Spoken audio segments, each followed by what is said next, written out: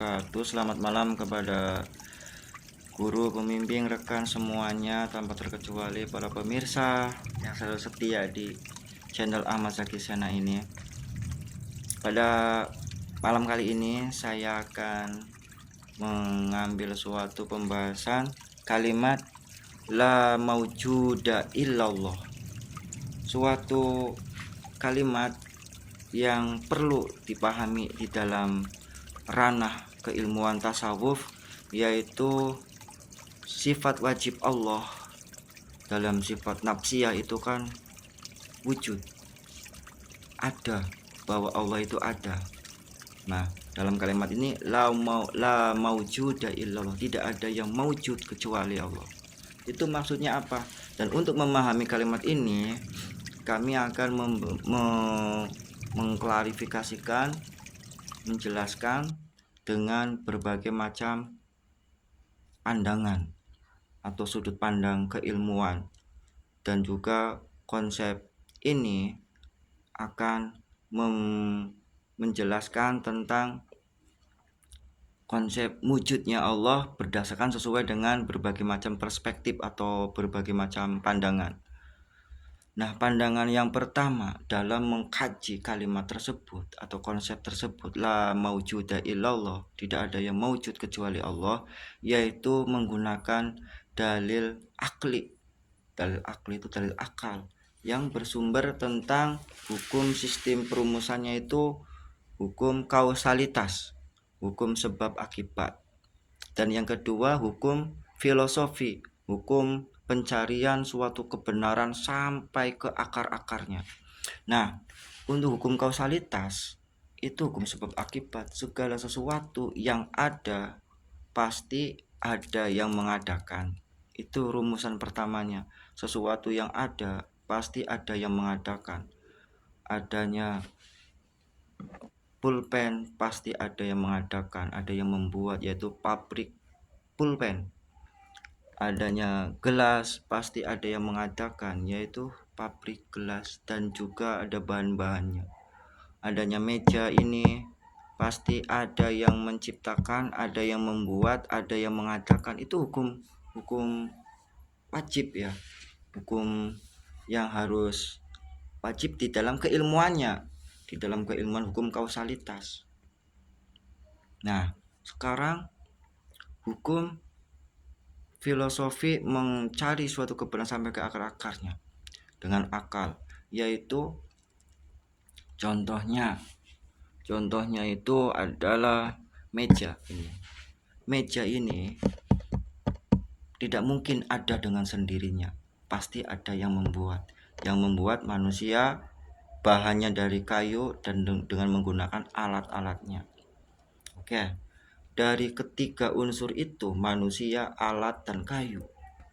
Kayu itu diambil dari pohon. Pohon bersumber daripada tanah. Tanah, siapa yang menciptakan tanah? Siapa yang menumbuhkan dari kecil sampai besar pohon itu?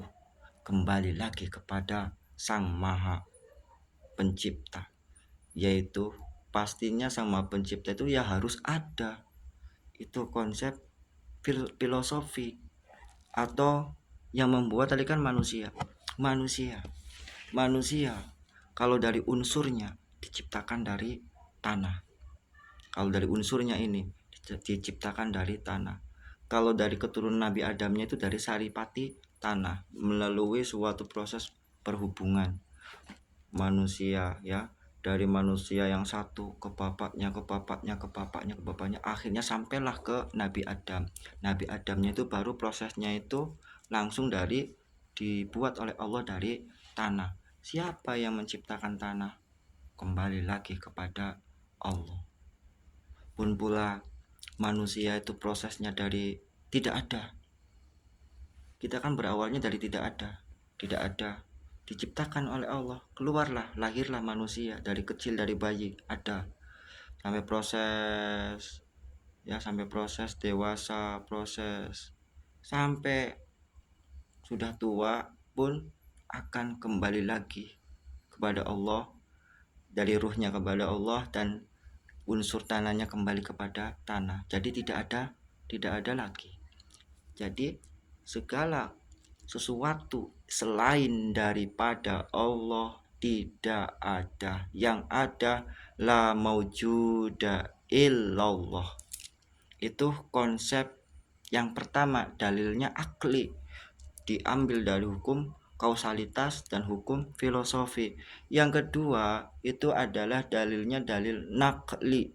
Nakli itu adalah bersumber pada Al-Quran dan hadis. Yaitu apa? Dalam Al-Quran Az-Zumar ayat 62 Allah Subhanahu wa taala menjelaskan, Bismillahirrahmanirrahim. Allahu khaliqu kulli syai'in wa huwa ala kulli syai'in wakil. Sesungguhnya Allah lah sang maha pencipta segala sesuatu. Dialah Allah yang maha memelihara penciptaannya. Maha melihara sesuatu itu. Jadi Allah lah yang menciptakan dan Allah pun yang memelihara. Pun pula banyak sekali ayat-ayat yang menjelaskan tentang Allah maha pencipta. Berarti dijelaskan bahwa Allah lah yang maha pencipta. Otomatis kalau yang pencipta itu ya wajib ada. La maujuda illallah. Dan yang diciptakan itu ya akan musnah, akan sirna, akan fana. Sebagaimana di dalam surat pun pula, kullu man 'alaiha fan, segala sesuatu itu akan hancur. Wa yabqa wajhu rabbuka dzul jalali wal ikram. Wa yabqa wajhu rabbika dzul jalali wal ikram. Sungguhnya hanya Allah yang kekal yang memiliki segala keagungan dan kemuliaan. Itu dijelaskan di dalam Al-Qur'an.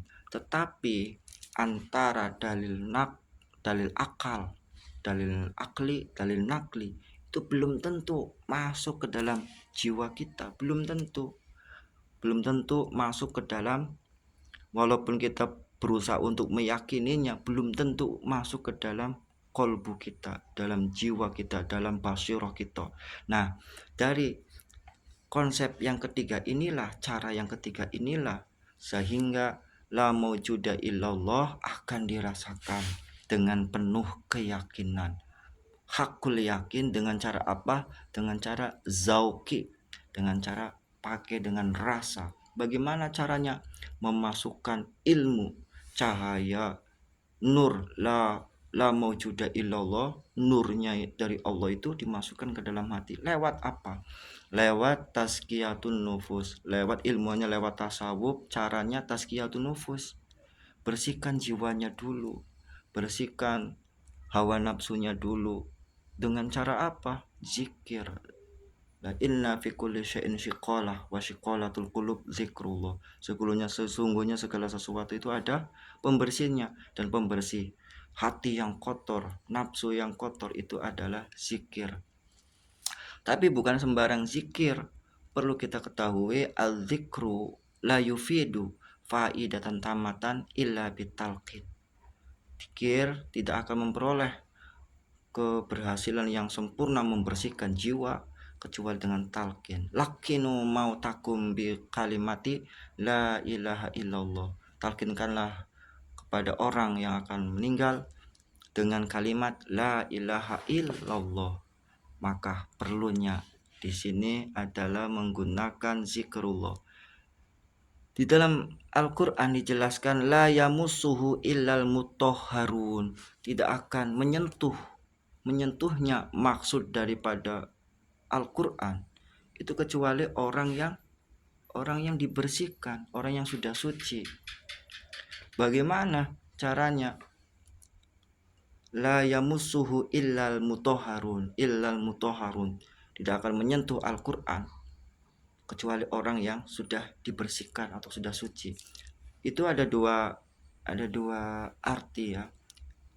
Al-Quran kalau kita sentuh itu harus dengan kebersihan lahir pun pula kebersihan batin. Nah, maksud di dalam makna yang tersirat inilah bahwa di esensi dalam Al-Quran itulah esensinya itu kan segala macam Al-Quran itu kan disimpulkan menjadi Al-Fatihah, Al-Fatihah disimpulkan menjadi Bismillah, Bismillah disimpulkan menjadi lafaz jalalah Allah, dan lafaz jalalah disimpulkan menjadi huruf ba sampai ke titik. Nah, untuk menjangkau rahasia titik itulah maka ilmu zauki, ilmunya tasawuf, caranya adalah metodenya pembersihan hati dengan zikir, dengan dibimbing oleh guru mursyid, sehingga dengan hati yang sudah bersih, sudah dibersihkan oleh Allah dari hawa nafsu, sehingga cahaya dari Allah akan memantul, akan memberikan kepada kita tentang keimanan, tentang keyakinan yang hak. Kalau ilmu itu sifatnya tulisan, bisa dibaca oleh mata kita, sedangkan ilmu itu bermakna cahaya.